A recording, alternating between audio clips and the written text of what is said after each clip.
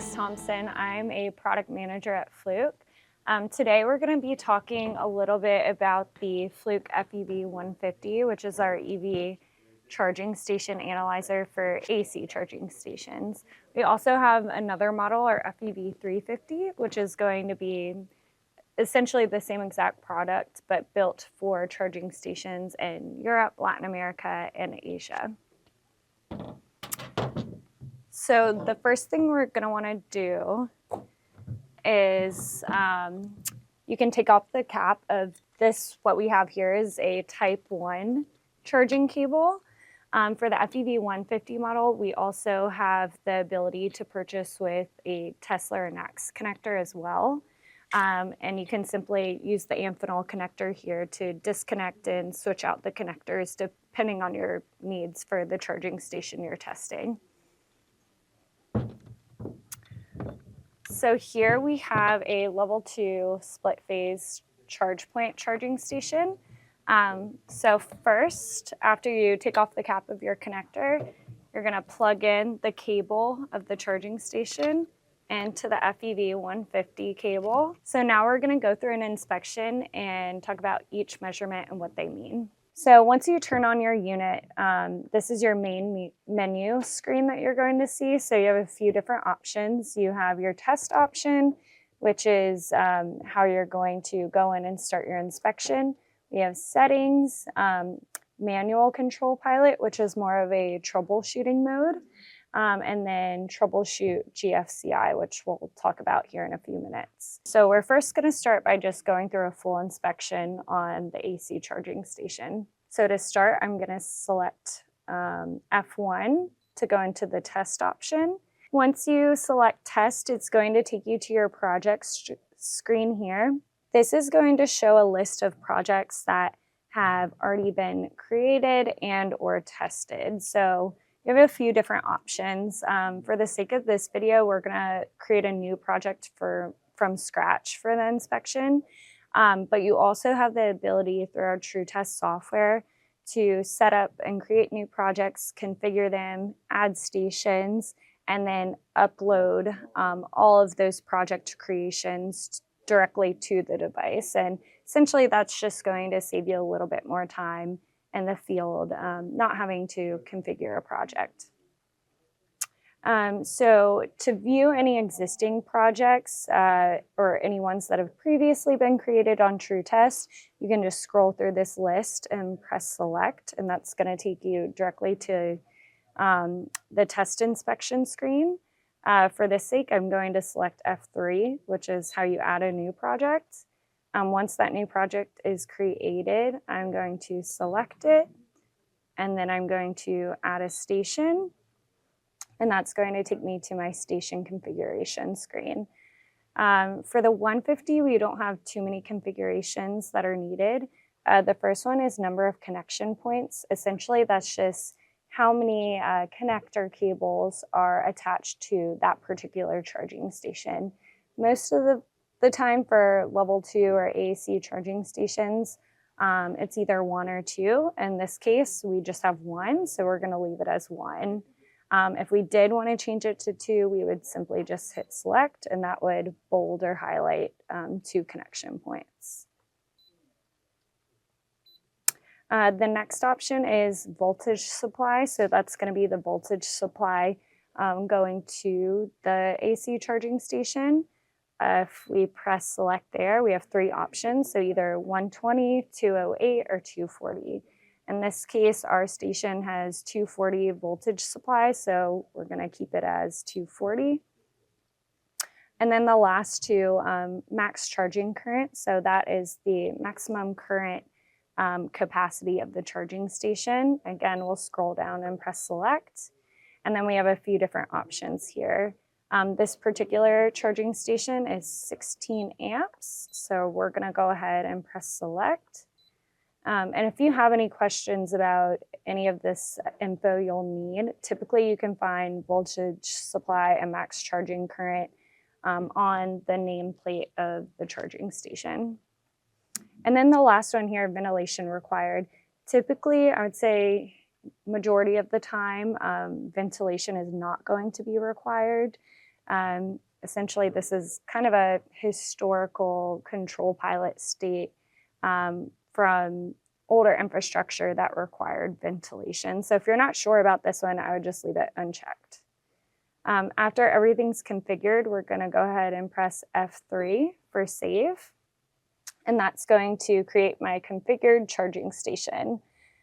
Essentially, what those configurations are going to do is once you get into your test inspection and take all of your measurements, that's going to allow all the measurements to provide you with a pass-fail test result, so you don't have to spend additional time analyzing any of your results. We also have the ability, once one station is created, say you're testing 10 separate charging stations at a particular site, you can just simply hit copy, and that's going to copy over all of those configuration settings you set for your first station into the additional stations that are added. And if you happen to have a station that's a little bit different than one of the other ones on the site, you can simply press F4, and that allows you to either edit or delete. So I'm going to go to our first charging station and press select, and this is going to start our test inspection. So again, this particular charging station only has one connection point. If we did have multiple or two connection points, we would see station connection point 1 and connection point 2, and that would instruct you what measurements to take on each portion of the inspection. So I'm going to go ahead and press select to expand the list. And our first test that we're going to take is our PE pretest. Essentially what this is a protective earth pretest. This is the first test you should always do when inspecting a charging station. Essentially what this is doing is just ensuring that there's no dangerous voltage present. So it's safe to perform and touch the housing of the station and perform the rest of the measurements. So I'll scroll down and press select. And then from here, I'm going to press start, and it's going to feed me instructions on screen for exactly what to do. So it's instructing me to hold the PE pretest sensor, which is right here, and then press next. And you can see, essentially it's using my finger as the ground, and it's showing that the voltage present is under 50 volts, which is the requirement to ensure there's no dangerous voltage present. Now going to my next test, this is the visual inspection. So we actually have options for visual inspection on screen. So you can scroll through here and you have the option to either pass, fail, or decide that that particular visual inspection checklist item was not applicable, which would be the F4 button. So I'll just show some examples of each of those. And if you go through all of these checklist items and decide, for instance, that all of them have passed, you can simply hold the F1 pass button and it will highlight all of those as passed. And you can do the same thing for NA or fail.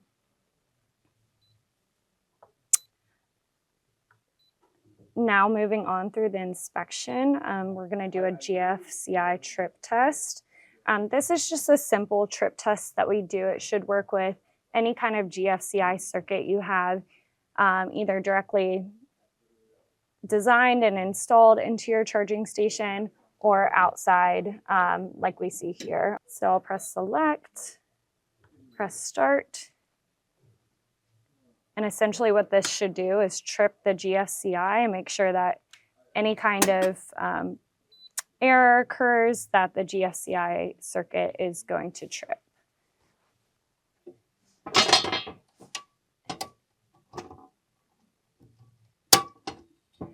And if you have if your GFCI is located within your charging system, typically they will restart automatically, so you don't have to go in and manually trip them.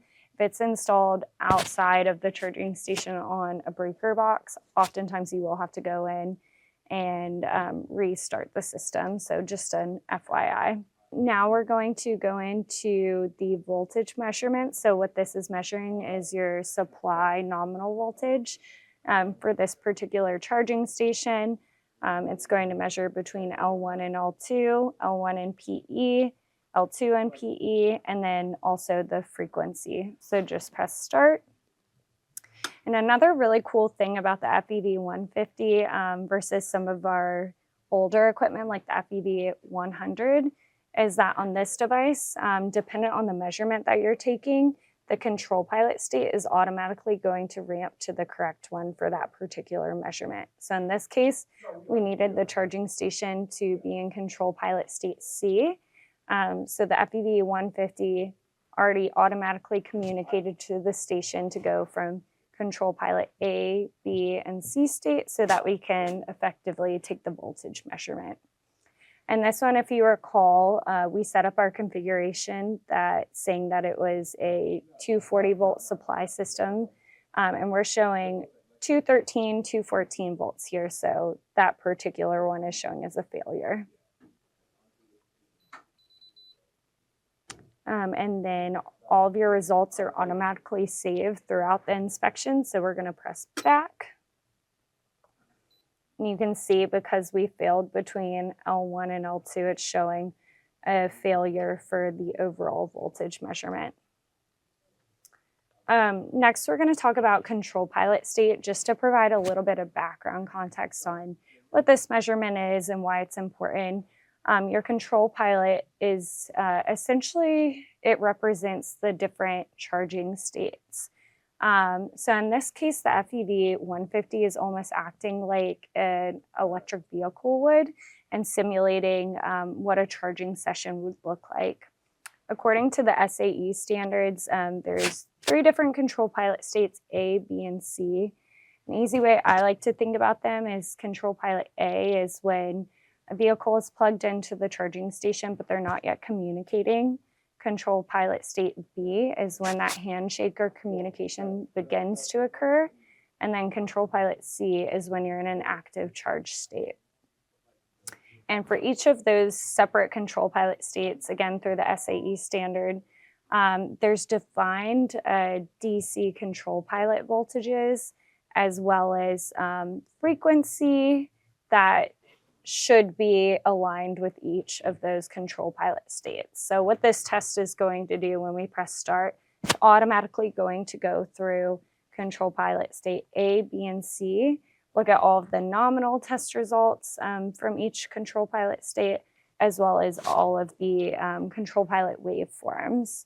Why this is really valuable is versus using the FEV100 or another EVSE adapter, you don't have to use any other test and measurement equipment. So previously you would have to use some kind of an oscilloscope or portable scope meter to view the waveform, whereas now you can just do this simple auto test and it'll pull all of that data and measurement for you automatically. So I'll press start. You can see it's going through control pilot state A, B,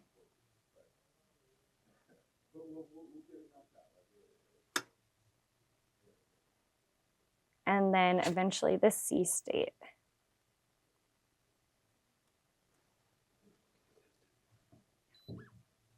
From here, it's going to show you a summary of all of your control pilot states, as well as the nominal test results and the waveform associated with each measurement. So I'm going to scroll down and select control pilot state C and select results.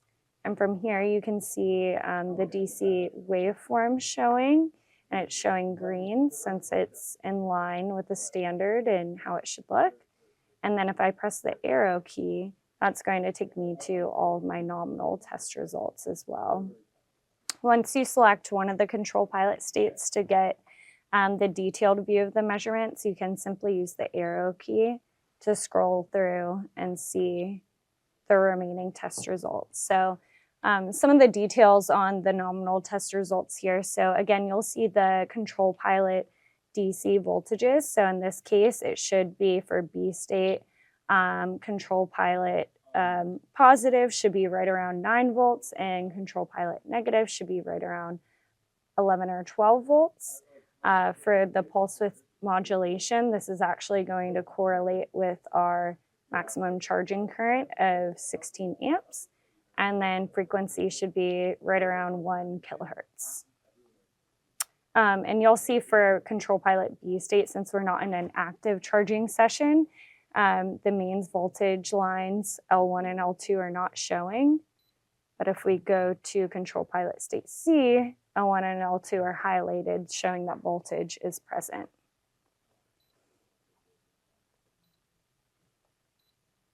Next, we're going to do proximity pilot.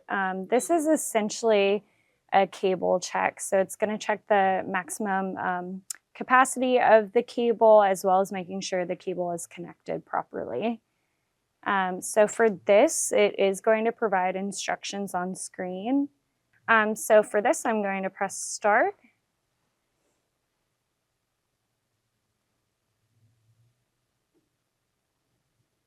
And you can see it's saying do not push the auxiliary switch of the vehicle connector until prompted. What that is essentially the button on the handle of the EVSE charging cable that can unlock and lock the connector. So I'm going to press next. And now it's asking me to press and hold the auxiliary switch, which I am now doing, and I'm going to press next.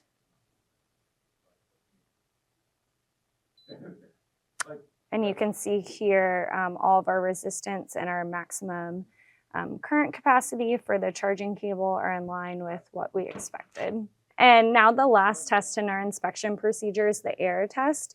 Essentially what this test is doing is the FEV150 is simulating different errors that could possibly occur to make sure that the charging station is in fact behaving the way it should to prevent any kind of safety issue from occurring. So we have 4 different errors. PE error is essentially the protective earth error. This has to really do with the connector pins, this as well as the next error test, which is control pilot error. Again, these are all coming from the standard, which is how we define most of our inspections or measurements on this device. So for PE error, I'll press start. And essentially what this is doing is it's simulating a disconnect in the PE error pin between the FEV150 and the PE error pin on the charging station cable connector, showing that there was some kind of disconnect or short. So in this case, it's going to ramp and pretend that the charging station is in an active charge state or control pilot C, and then make sure that the charging session was stopped or immediately cut in the case there is any kind of error occurring. We'll do the same for CP error.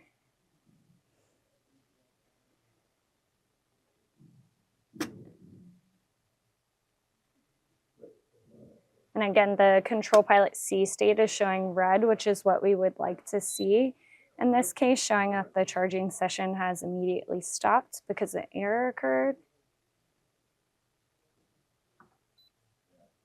Next, we're going to look at diode short. This particular error has to do with simulating the presence of an electric vehicle.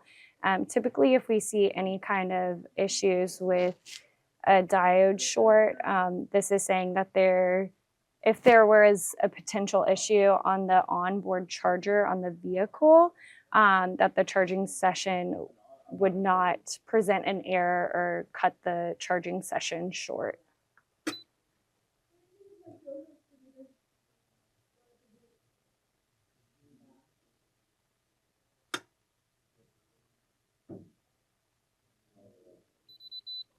And you can see this one has failed. It looks like on our particular charging station, something went wrong with the control pilot state A, so that might be something we want to investigate a little bit further. Our last error here is error state or error D.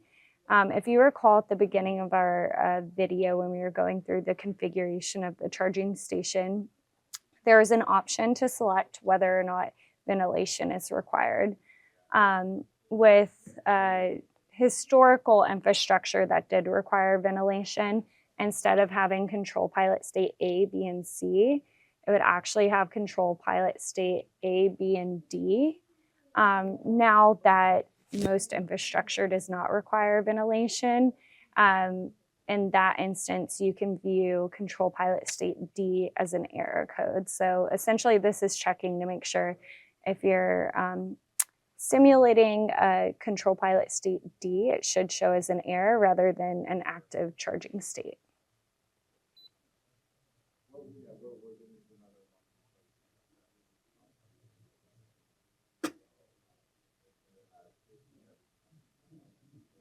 You can see CPC is showing up red, which is what we want to see.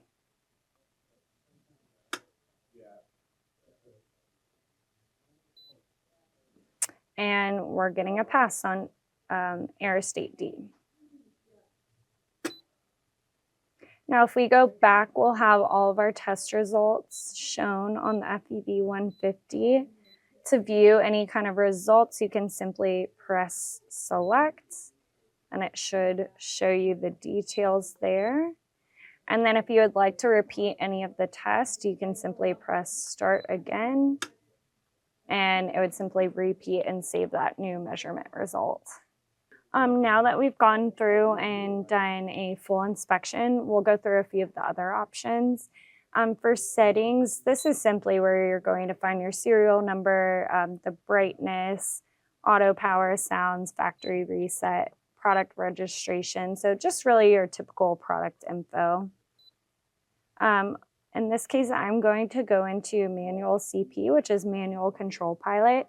If you remember, under a typical inspection, we have an auto control pilot test that walks you through all of the control pilot states and feeds back all of your results. If you want to do a quick check on a particular control pilot state, this is where you can use manual control pilot. This allows me to select the state, value, and error that I want to apply to see for that particular control pilot. So I'll go ahead and press edit. In this case, I'm going to select control pilot C. Then for the value, I have a few options, lower, nominal, or upper. In this case, I'm going to keep it as nominal. And then for error, I have the option to select none or any of the errors that we previously talked about. So in this case, I'm going to keep it as none.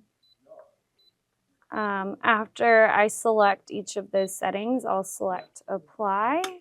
And this will just simply show me the test results for control pilot state C with a nominal value, displaying no errors. So again, this kind of just allows you to look at individual control pilot states in different settings versus going through the full auto control pilot mode on the typical inspection checklist.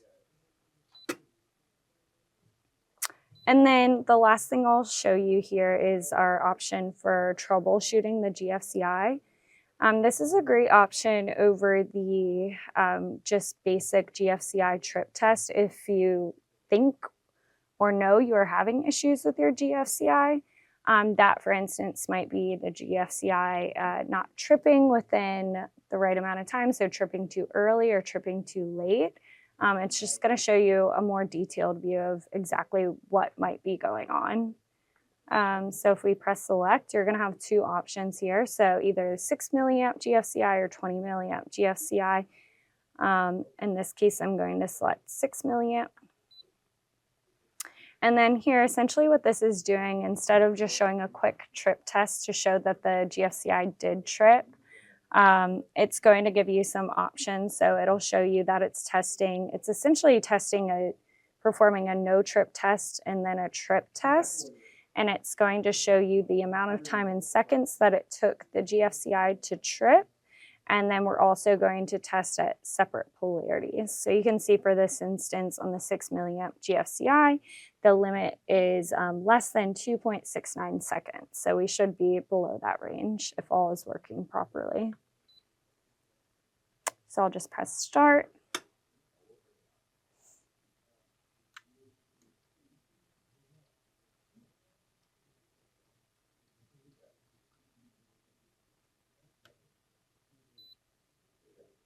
So you can see the no trip test was successful. And then I'll go down and perform the next one. So the first one was a no trip test at 0 degrees. Now we're doing a no trip test at 180 degrees. And you can see this is the symbol showing that the GFCI did not trip, which looks good.